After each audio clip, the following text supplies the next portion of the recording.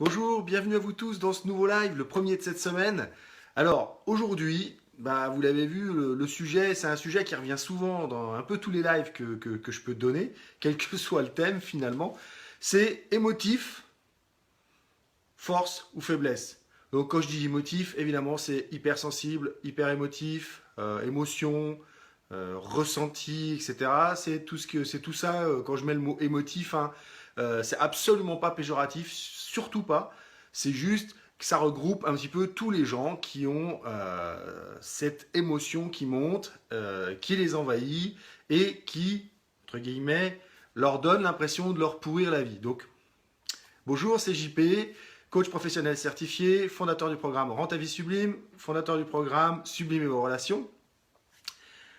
Donc, aujourd'hui, c'est les émotions. Donc moi, j'aimerais d'abord, dans un premier temps, bonjour à tous, hein, je vois que vous êtes déjà plus de 20 connectés. Donc, euh, dans un premier temps, écrivez-moi ce que les émotions créent dans votre vie quand elles arrivent à vous. En quelques mots, ou mettez juste un mot sur l'effet que ça vous fait. Qu'est-ce que vous ressentez quand il y a une émotion qui arrive? Dans quel état, j'entends l'état, qu'est-ce que ça crée autour de vous? Qu'est-ce que ça crée en face de vous?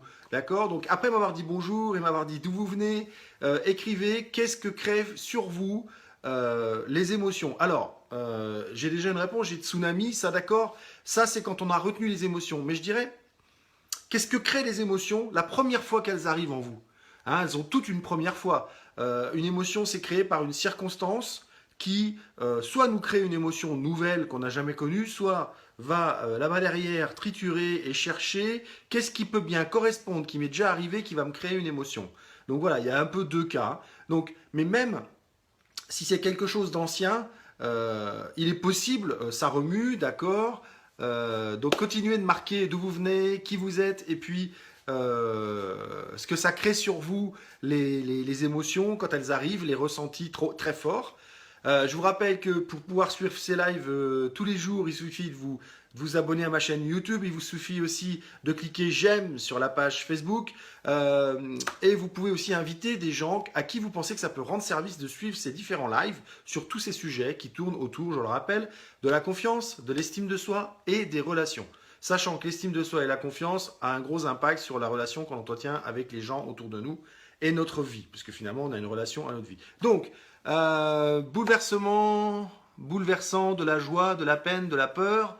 Ça fait du bien de se laisser aller à l'émotion, sauf quand c'est de la colère. La colère n'est pas une émotion, la colère est un sentiment. Ce n'est pas la même chose. La joie est un sentiment. Ce n'est pas la même chose. C'est le résultat de l'émotion ou du ressenti qui monte. Donc ça, c'est la première distinction que j'aimerais vous faire.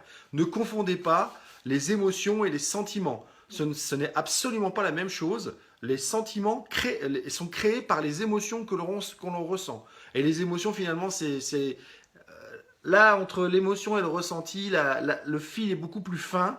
C'est beaucoup plus compliqué de faire l'écart, mais il y a quand même encore une différence. Mais surtout, surtout, ne confondez pas le résultat que crée l'émotion. Donc, ça peut être la joie, la tristesse, la colère, le dégoût. Enfin voilà, il y a plein de choses qui sont créées par les émotions qui nous arrivent, les ressentis qui nous arrivent. Mais ça, ce ne sont que des résultats. Aujourd'hui, on s'intéresse à le résultat que ça crée dans votre vie, c'est-à-dire notamment les émotions. Quand on dit on est émotif, c'est un petit peu péjoratif, ça veut dire on est émotif, on pleure pour un oui, pour un non, on est déprimé pour un oui, pour un non. Voilà, essayez de me dire un petit peu dans votre vie l'arrivée des émotions, quel effet elle a sur votre vie. Je ne parle pas quel effet elle a sur vous en règle générale, ou de me dire toutes les sortes d'effets, toutes les sortes de ressentis, d'états que crée l'émotion. Hein. Non, c'est qu'est-ce que ça crée dans votre vie quand vous avez du mal à gérer. Donc bonjour à tous ceux qui arrivent. Je vois que vous êtes nombreux à arriver là et à vous signaler. Donc maintenant, j'aimerais vraiment que vous me disiez quelle place ont les émotions dans votre vie. Qu'est-ce que ça crée sur votre vie? J'ai pas beaucoup de réponses. Et je suis sûr que si vous êtes là, alors que j'ai marqué émotif, force ou faiblesse, c'est que vous avez dans votre vie des problèmes avec les émotions et que vous avez des soucis pour la gérer, pour l'accepter. Donc, je vais donner une première. Alors, j'ai des gens qui me posent une question. Ils me demandent salut mon ami, dis-moi, tu es de l'école qui dit que les émotions se vivent dans le cœur ou de celles qui se disent que les émotions se vivent dans la tête? Eh ben, mon petit Jean, tu vas pas être content parce que moi, je vais te dire un truc. Les émotions, elles se vivent dans le corps. C'est-à-dire que l'émotion, elle est créée comment? Eh bien, vous avez quelque chose qui se passe autour de vous. Cette chose va avoir un impact sur vous. On est d'accord. Ça peut être une parole, ça peut être quelque chose qu'on voit, ça peut être quelque chose qui nous touche physiquement. Ça peut être, parce que par exemple, l'enfant qui tombe, qui se cogne le genou, il pleure, c'est parce qu'il s'est cogné le genou, que ça lui a fait mal, il a ressenti de la douleur et il exprime sa douleur en pleurant. Donc on voit bien que le chemin, il est par le corps. Donc c'est le corps. Donc le corps, c'est la tête, le cœur, les boyaux, on dit bien, j'ai senti ça dans mes tripes, hein, au plus profond de moi-même. Donc ça veut dire que c'est vraiment profond. Donc je suis ni d'une école ni de l'autre. Je suis d'une troisième école qui dit que ça vient du corps. Et je vais vous dire un truc. Votre plus grosse mémoire, c'est votre corps. Dans votre corps est inscrit tout ce qui vous est arrivé dans votre vie. C'est pour ça que c'est important pour ressentir les choses, d'aller en soi et d'abord de ressentir les choses, de faire le vide dans la tête, parce que la tête, elle empêche souvent de ressentir les choses puissamment, et d'aller dans votre corps pour ressentir ce qui se passe quand vous pensez à telle chose ou quand vous voyez telle chose. Qu'est-ce qui se passe en moi? Donc, Jean, tout le corps. Voilà, j'espère que j'ai répondu à ta question. Donc, première chose, pour éviter que ce soit une faiblesse, parce que pour moi, je vous le dis d'emblée, les émotions, c'est votre force. Ça prouve que vous existez, ça prouve que vous ressentez, ça prouve que vous êtes vivant. Les émotions prouvent que vous êtes vivant. Alors oui, c'est vrai que quand elles sont rattachées à des souvenirs plutôt négatifs, eh ben, ça va pas forcément nous mettre de bien, ça va nous rendre tristes, ça va nous faire du mal. Et à la fois, moi, ce que je vous dis en premier, c'est que plus vous les retenez, ça s'empile, ça s'empile, ça s'empile, ça s'empile. Puis vous pensez bien qu'un jour, quand ça pèse 1 tonne, et que là, bah, vous n'avez plus la force, ni morale, ni intellectuelle, ni même physique, je dirais, de les retenir, qu'est-ce qui se passe? Bah, c'est ce qu'a dit Elodie tout à l'heure. Un tsunami. Et vous comme moi, on sait que le tsunami, rien ne l'arrête. Rien ne l'arrête. Et évidemment, qu'est-ce qui fait le tsunami quand il arrive? Hein, et je pense qu'il y en a qui ont regardé le film, là où il y a le tsunami qui arrive. Qu'est-ce qu'il fait? Il ravage tout sur son passage. Et on ne peut pas le contrôler, on ne peut pas l'endiguer. Et on est obligé d'attendre après qu'il se retire pour pouvoir soigner ce qui s'est passé, réparer ce qui a été cassé, ce qui a été ravagé. Donc vous voyez bien que votre intérêt, c'est que dès qu'une émotion arrive, dès qu'une émotion existe, parce que vous ressentez quelque chose et que eh ben, ça vous fait l'exprimer, exprimez-la tout de suite. Dites-le. Dites à la personne qui est en face de vous, tu sais, là, tu viens de me dire un truc, waouh, ça m'a mis une pression ici, là, je sens que même presque, j'ai presque envie de pleurer, quoi. Dites-le, exprimez-le, laissez-la sortir, et puis vivez-la. Ça va permettre qu'elle sorte dans de bonnes conditions, plutôt que de faire une émotion. Oh non, pas une émotion. Oh non, pas une émotion. Oh non, pas encore une émotion. Oh non, non, non, non, pas celle-là, pas celle-là, non, pas celle-là, parce qu'elle devient de plus en plus dure. Et vous connaissez l'image du ressort? Le ressort, on le pousse, on le pousse, on le pousse, on le pousse. Mais à un moment donné, qu'est-ce qu'il fait? Vous n'avez plus la force de retenir ce ressort.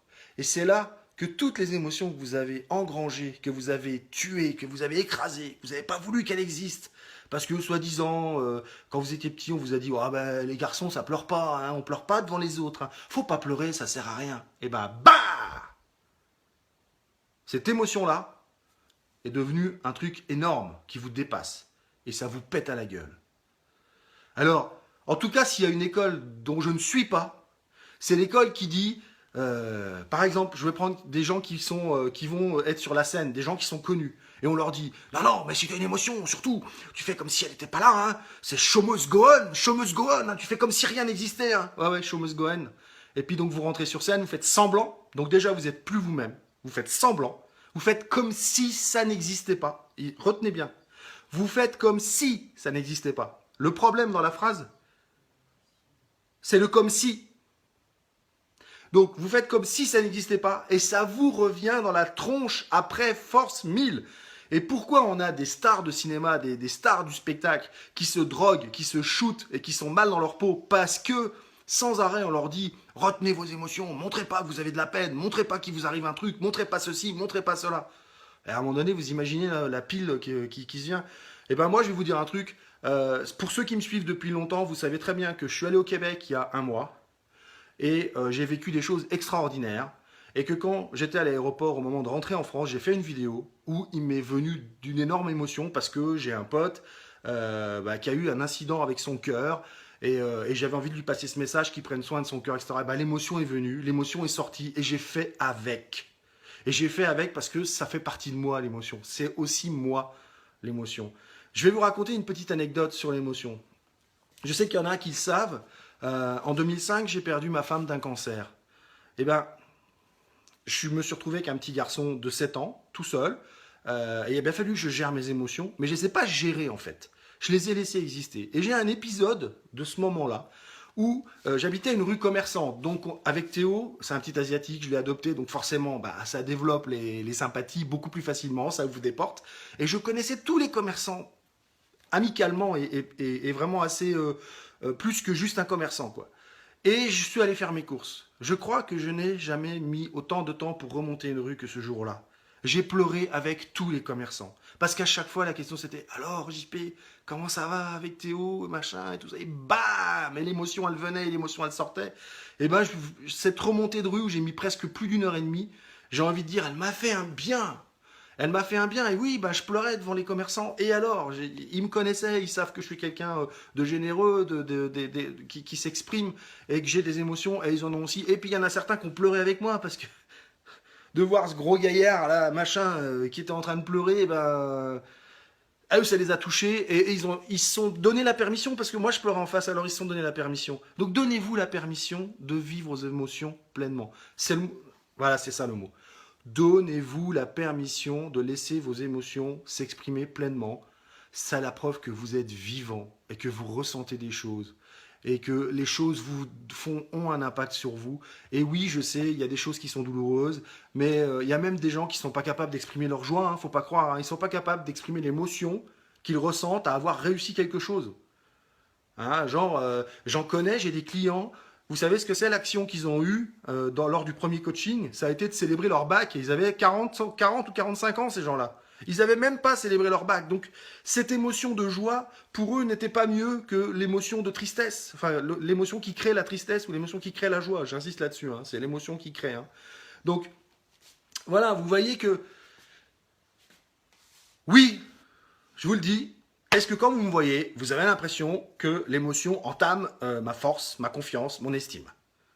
J'ai vécu ça, je ne raconte pas toute ma vie parce que j'ai vécu d'autres choses avant qui étaient aussi douloureuses, mais est-ce que vous avez l'impression que ça entame mon estime de moi? Pour ceux qui me connaissent très bien, pour ceux qui me connaissent en vrai, pour ceux qui suivent mes vidéos depuis un certain temps, est-ce que vous avez l'impression que ça baisse mon estime, que ça baisse ma confiance? Alors, je m'aperçois que je ne vois pas remonter les commentaires, hein, on est à la campagne, je danse dans le moment, rappelez-vous. J'y suis pour tous les lives de la semaine, donc je verrai vos commentaires après, mais n'hésitez pas à poster vos commentaires, à poster vos remarques, à dire ce que vous pensez, ce que ça vous crée, ce que je vous ai raconté comme émotion. Et je vous défie, vous aussi, de venir confier quelque chose sur ce live, de venir confier quelque chose qui vous met dans l'émotion, quelque chose que peut-être vous n'avez jamais dit à personne. Eh ben, moi, j'ai envie de vous dire, c'est le moment de le dire. C'est le moment de vous livrer, c'est le moment de dévoiler que vous êtes une personne sensible, émotive.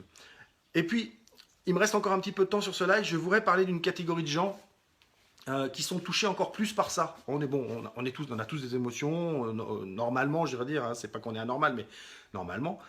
Et il y a une catégorie de gens qui sont hyper émotifs, hyper sensibles. Alors, j'ai envie de leur dire à ces gens-là, waouh, je vous l'ai déjà dit, mais quel bol vous avez! Vous avez une parabole comme ça pour capter les trucs. Sauf que depuis si longtemps, vous vous empêchez de les traiter. Est-ce que vous captez que vous avez un container qui est tellement rempli qu'il va exploser? Et vous avez peur de cette explosion. Vous avez peur que ce container, derrière, il explose, il vous submerge, que vous perdiez le contrôle, que vous les autres aient un mauvais ressenti sur vous, qu'ils aient une mauvaise opinion, etc., qu'ils vous aiment plus, etc., que vous arrêtez de le contenir. Profitez de cette parabole que vous avez. Alors oui, vous avez plein d'infos à traiter, mais vous allez vite faire le tri, vous allez voir. Et alors c'est tellement merveilleux de sentir les choses, de ressentir les choses en face. Et moi-même, je suis une personne hypersensible en fait. Sauf que la vie m'a amené à les exprimer très vite, ces émotions, et je ne suis pas tombé dans ce truc de les encaisser toutes. J'en ai encaissé plein derrière. Alors j'ai fait... je calculais hier avec un ami qui était là, je crois que j'en suis à au moins je me demande si je suis pas loin de 600 ou 800 heures de travail sur moi, comprenant des formations de coaching, de leadership que j'ai fait en tant que participant, que j'ai fait en tant qu'assistant, et évidemment toutes ces heures de leadership et de travail sur moi en groupe m'a vraiment permis de libérer certaines choses. C'est ce qui fait qu'aujourd'hui je suis devant vous. Donc la bonne nouvelle, c'est que c'est pas une tare, c'est vraiment une force, les émotions. La deuxième bonne nouvelle, c'est que ça se travaille, on apprend à l'exprimer, on apprend à les laisser vivre. Euh, et la première chose que vous allez faire, c'est que pour ceux qui pensent que les émotions leur pourrissent la vie, et qui se retiennent de les avoir quand ils sont en public, ou quand ils sont avec des amis, ou quand ils sont devant, eh ben, je vous encourage toute cette semaine à laisser vivre vos émotions. Et la technique, elle est toute simple. Dès que vous avez une émotion qui monte, et je l'ai dit à un ami hier, vous écartez les bras. C'est la nourricière, vous vous rappelez, vous écartez les bras. Et au moment où l'émotion arrive, vous l'accueillez. Vous dites j'accueille. Et vous restez là où vous êtes. Soit vous êtes assis, soit vous êtes debout, soit comme vous voulez, une position où vous êtes bien. Et vous l'accueillez. Et vous lui dites merci d'exister. Merci de me rappeler que je suis vivant. Merci de me rappeler que je ressens les choses. Merci de faire que je me sens un être vivant. Et vous vivez ça pleinement. Et vous remerciez l'émotion d'exister. Accueillez-la, c'est vous. C'est une partie de vous. Il faut qu'elle soit la bienvenue, sinon vous allez être malheureux. Donc n'oubliez pas, accueillez les émotions, vivez-les, arrêtez d'essayer de les gérer. De toute façon, ça ne se gère pas, c'est comme de l'eau. Les émotions, c'est de l'eau, hein, ça ne se gère pas. Vous avez bien vu ces temps-ci, les inondations partout. On ne peut pas gérer l'eau. On ne peut que accepter qu'elle arrive et en amont, faire en sorte qu'elle puisse être canalisée, mais en amont, pas quand il y en a eu beaucoup. Donc, n'oubliez pas, pour ceux qui sont arrivés en cours de live, vous pouvez revoir tous mes lives sur YouTube en vous abonnant à ma chaîne YouTube. Il y a le lien normalement, s'il n'y est pas encore, il y sera tout à l'heure. Aimez ma page Facebook pour être averti que je fais des lives, ou à l'heure où se passe le live, ou qu'il y a des nouvelles vidéos, ou des nouveaux posts inspirants. Vous avez un petit rectangle où c'est marqué notification de live. Vous pouvez cliquer dessus, vous serez averti quand je suis en live systématiquement. Et enfin, vous pouvez inviter des amis à aimer ma page Rends ta vie sublime.